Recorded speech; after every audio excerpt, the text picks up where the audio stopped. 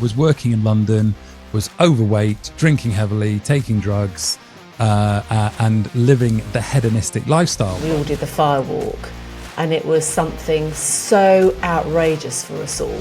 What you want from me? What do I need to do? But in that, we had all this input, this spiritual and physical cleansing. I don't know about you, but it was absolutely life-changing. Hello and welcome to the show. Her name is Ali Francis, and his name is Stephen Conway. And today we are talking about personal development and how important it is in our lives. So Ali, what has it meant for you? Personal development, well, it's actually meant everything to me, because when I look back, I have actually invested an awful lot of cash and time into personal development, but I don't regret anything at all. When did your life change because of personal development? I would say my life changed actually when I was 21. Because I've always been drawn to sort of witchy poo type people. And I just saw this advert for this personal development. It was a financial thing in Heathrow Airport in a hotel. And I was 21. And I thought, God, I'm going to go to that. And it just felt like it was opening up a whole new world to me. He was talking about goals and dreams and what's possible. And it was just, I hadn't really been exposed to anything like that before. I think that's what really got me started. And then over the years, I've always been into spiritual stuff. And fast forward another 20 years, then we all decided to do the Anthony Robbins stuff. Well, we didn't know each other at that stage, did we? No, but Hazel and I, your wife. Yeah. Your wife, we did with a bunch of friends, and we went to UPW. Before that, I've been doing other things as well, development, learning, always learning. I'm always on a course. And I suppose the thing is that I think you've always got to be learning and developing. You've always got to be growing, because it gets very depressing otherwise. Life doesn't seem like it's going anywhere. You don't feel like you're improving. And I always look at nature and go to myself, well, which way do plants go? The only way they go is towards the light. And when they're no longer going towards the light, what happens? They're dying. Yeah. And I think it's very much the same for us human beings. But I think these days it's quite difficult to take the time. And I do think there's a massive change between going on holiday and going on some sort of personal development thing, something that's going to give you input. What happened to me was I actually saw Tony Robbins for a one-day event when I was the same like you. I was like 18 years old. Or maybe older. I mean, it could have been 20, 25. But I saw him and I was, very impressed with him. Forgot all about it. Had my whole life. Was working in London. Was overweight, drinking heavily, taking drugs, and living the hedonistic lifestyle. But I was overweight. I was tired. I was exhausted. My mental health was on the floor. I was stressed out. And I went to my doctor, who was a private doctor, who gave me 7 minutes and prescribed me Prozac. Now that I thought brilliant, a blue pill that actually takes away all of my problems, amazing. So I took that, and over the next month to 2 months, I became a complete space cadet. I was like, completely removed from reality. And it didn't solve my problems. It just put me into a different place. And so I came off that because it just was not serving me. In fact, if anything, it was doing making things worse, because I wasn't facing up to what the issues were. And eventually I got to a stage where my business was in a lot of trouble. And one day, after all the staff had gone home, and I was sat in the office, and I was having this moment, and I looked up to God, or looked up to the ceiling, and it was sort of, 7 o'clock at night, all the staff had gone. And I was like, what do you want? What you want from me? What do I need to do? And I was like, real frustration, like tears pouring down my down my face when I heard, and this was in the early days of email, when I heard a ding on my computer. And I literally went from, what's that? And I looked and it said, Tony Robbins coming to the UK. And I was like, Tony Robbins, is that the guy that I saw when I was like 18? And I thought, do you know what? I absolutely am going to go on that event. I just knew that it was like a sign, it was like, the timing could not have been more interesting, if you know what I mean. But I had no money. And the tickets were about £400 or £350. So I rang them up and I said, if I bring 4 of my friends, can I come free? And they went, absolutely. So I rang round 4 of my wealthiest friends and said, you've got to come on this event. And they all went, well, if you say so, we'll do it. And I said, yeah, it'll be great. But eventually what happened was I felt like really bad about me going for free. I felt like I wasn't then committed to it. So what we did was we took the saving from mine, split it out, and we all paid an equal amount that was less. And off I trotted to this thing. And what was interesting, that out of the 4 friends that came with me, only 1 stayed to the end. Wow. And the others just dropped out and said, I'm not into this happy clappy type of, because he does, as you well know, a lot of high energy stuff. There's a lot of, high fives and all that kind of stuff in the early stages. And that's done, to break down barriers of people you're sat around with. So at least you're, sort of getting more into contact with them, but also B, just to get the energy up, because it's quite a long seminar. But I have to say, it was, I don't know about you, but it was absolutely life-changing. And when I went into that event to how I came out of that event, I just saw things in a completely different way. Everything was now, it was as if like the mask had been ripped off. I suddenly started to see life in such a different way. And he then he said, well, we've got these 3 other courses.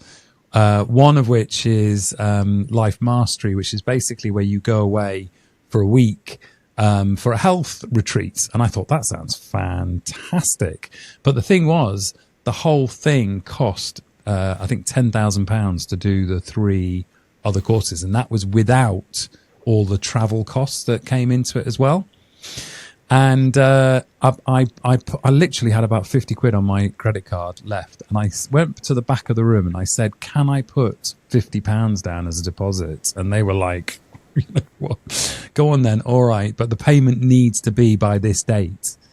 And literally about 48 hours before the day I was due to pay, the £10,000 dropped into my account, and I was able to go. My accountant thought I was absolutely nuts, but it was the best decision I ever made. However, when I went then on this health event, I got there and as we arrived, and the first thing that they said was, right, enjoy this lovely buffet that we've got here, which was lovely, healthy food. And I thought, this is fantastic. I'm going to be enjoying this healthy food for a week. And they said, that's the last meal you're going to have for 7 days. And I'm like, I beg your pardon. Can you just sort of back up a bit? I think I misheard you.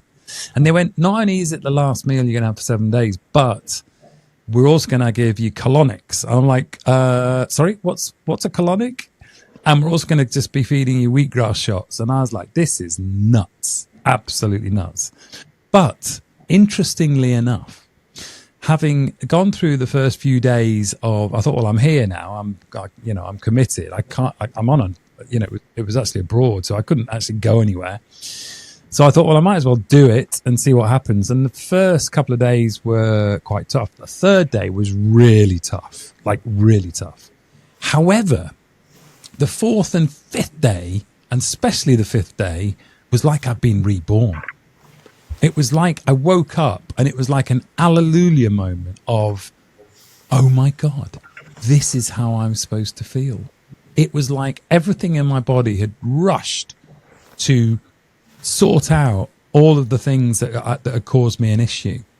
And I absolutely, from that moment, then had a second aha moment of, wow, what you do with your body and what you do with your mind absolutely can make the difference between you having a average life and an extraordinary life. And that was the moment right there, because the first one was a life changing, but doing that one literally changed the course of my life in a gazillion ways. I would not be doing this podcast today. I would not have met Ali. I would not have met my wife. I would not be following the sort of healthy routines. I would not have created the life that I've created and the stuff that I've manifested and all that kind of stuff that we learned on those courses and the subsequent courses that we've done. My question to you is this. Yes. Do you feel that was worth it? 100%. Like you, when we did that very first event that we didn't meet each other on, the UPW in London, we all did the firewalk, and it was something so outrageous for us all. It was absolutely incredible. And then, of course, like Stephen, I did exactly the same thing. We all run up with our credit card because the whole thing looked so amazing. When I got to Fiji, I had a very similar experience to Stephen because it was a detox. But the thing that happened when I was there, a couple of things happened. Well, lots of things happened. But one of the things at the very end was that it really changed my palate. So I was very sugar addicted. And I'd always have a cup of tea and a biscuit. I would have to have a sweet thing with a cup of tea. And when I got back to the hotel after the event, I mean, loads happened. Loads and loads of stuff happened. I saw a kettle. I thought, okay, a cup of tea and a biscuit. So I actually made a cup of tea. I couldn't drink the tea and I couldn't eat the biscuit. It felt so disgusting to me. And I've never gone back to that. I've never gone back to that. And that was the one, the life mastery, the deep cleanse, the physical and spiritual cleanse that actually made the difference. And one of the things that's very interesting about holidays versus personal development type events is that I was watching a documentary many years ago, and they were exploring why people actually go on holiday. You know, when you're looking through magazines and you see people having fun, you see lovers on the beach and the dada, and you think, I want to go there. And the reason that you want to go there is because you want to have that experience. But what you forget is that you've got to take you with you. So you go there and you go, well, I'm not having the same experience. I thought I was going to have a different experience. Romantic. I'd be laughing all the time, but you've forgotten that you're taking you with you. And the beauty of doing these sorts of things is that you get the change of scenery. Like, I can't tell you how beautiful Namale was when we went to Fiji. It was absolutely stunning, a beautiful place by the sea. We had time to explore. We did all that. But in that, we had all this input, this spiritual and physical cleansing, learning, experiencing, sharing, meeting so many people. It's a completely different experience than just taking yourself off to some sunny place from a magazine, which also can be nice sometimes. I'm not saying not, but you've got to take you with you. And unless you're developing yourself the whole time, you're never going to perhaps you won't have the experience that you think you're going to have when you actually get to the event. What do you think, Stephen? Do you think? I agree. I mean, I'm all for holidays, right? I love holidays from the perspective, but I like holidays where I am learning something. Okay, so like just for example, having just got back from Nice, incorporated in that Nice was a lot of touring, so seeing the whole area. We went to a perfume factory to see how perfume was made, and then we did a perfume making course. We were learning French. We were learning about French cuisine. And so for me, that still feels a bit like personal development. However, I can absolutely say hand on heart that every time I've done a retreat of some kind where I go, I learn, and I still have the experience of being in a beautiful place. However, I develop as a person. I absolutely remember those so much more for the sheer level of the person that I then become as a result of that. And I can look back on the different courses that I've done over the years, because I've done ones with Tony Robbins and I've done them with other people. And every single one, I have had what I class as a massive breakthrough around who I am and what do I want to get out of life. And the most, I probably think, the best gift that it's given me is I feel like I've been able to be a great father to my two girls, who I absolutely adore. And I've been able to use everything I've learned in terms of my communication skills and my sort of manifesting experience and my health experience and my psychology experience to share it with them. And what's amazing is seeing, because, you know, when I grew up, I lived in quite a tough, it was a poor household. We had very little money. I had to fend for myself. I was the youngest of 6 kids. And my father was an alcoholic. My mum was stressed out to the nth degree. She'd had 3 nervous breakdowns. My father ended up having 3 strokes before passing away. And I really had to fend for my parents. Really did not have time for me because, number one, they were exhausted. They'd done it 5 times. I then, you know, I sort of felt that in some ways, when I was younger, I wished that I'd had a better childhood. But now I don't. I am actually grateful for the childhood that I had, on the basis of it taught me how not to be, you know, a parent effectively. I don't want to make it sound like my parents were awful, because they weren't. They were doing the best with the resources that they had and the kind of pressure that they were under. They really, you know, they did try their best, but, you know, alcohol, financial stress and all that kind of stuff meant that it was a tough upbringing for me. However, you know, whereas previously I was like, not angry, but I was, you know, upset when I saw other kids have a much better lifestyle in terms of holidays, in terms of clothing, in terms of toys and all that kind of stuff. You know, that used to make me very, very envious. However, I now look back and go, because I went through all of those experiences, I have been able to share all of my learnings from that, not only with my 2 girls, but also with my friends and people around me. And, you know, people who I see going through pain. I have a very empathetic nature around people when I see them in pain. I want to help them. And that has come from, and the reason why we do this podcast, we had a beautiful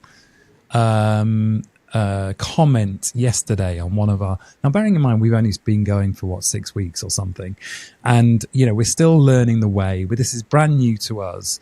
To receive such a lovely comment really, for me, makes it all worthwhile. That everything that I've been through, my childhood, my you know, my difficulty with my parents, my difficulties with my family, the difficulties with business, health, you know, and so on and so forth. And everything that I've been through, I am now so grateful for, because I would not be doing this podcast with my beautiful friend Ali, having a lot of fun, but also imparting the things that we've learnt, if I didn't have that empathy created by the very fact that I went through that myself. And I know, Ali, you are exactly the same.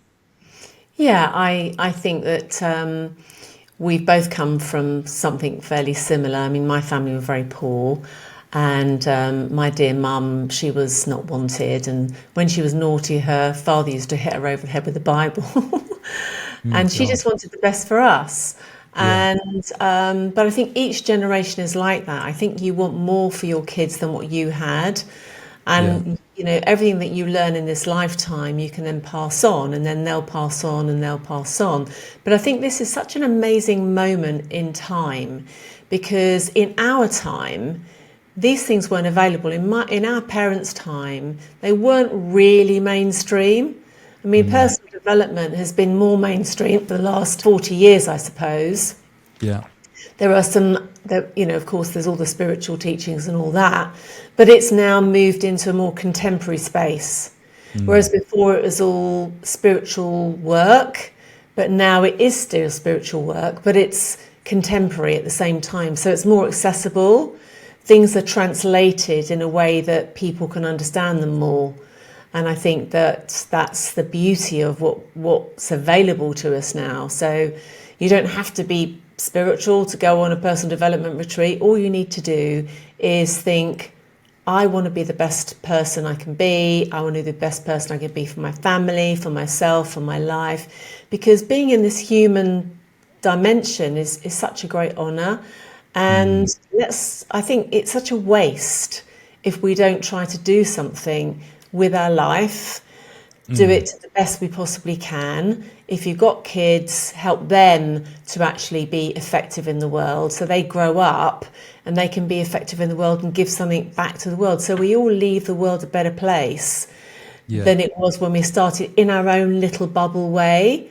We all have a little way of leaving the world a better place. But if you don't actually open your mind, there's a lovely quote that says, the mind works better like an umbrella when it's open.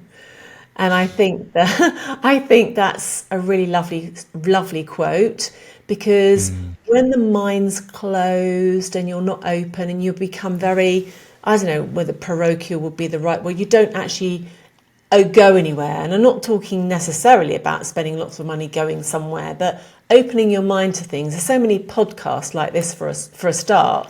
Now there's so much available to us. I think it's a great time to take advantage of learning about stuff, opening your mind up to stuff. And I think, as Stephen was saying, about things sort of turn up, you know, we have difficult moments. I have difficult moments. I have a difficult moment right now. And something will turn up. Things do turn up, and we have to keep faith. Are you telling me that by looking at my face right now is a difficult moment? It's really tough. It's really tough looking at Stephen so often. I actually hadn't really given it a thought before I started this podcast. Now I've got to look at him every day.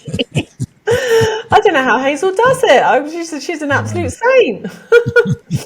But anyway, I think we're running out of time today. But so what I think this is leading on to is, because as you say, it is the end of the show. But what we want to just say is that we are, you know, Ali and myself and Hazel and all of our friends who've done the kind of journeys, we've learnt so much. We have learnt so much.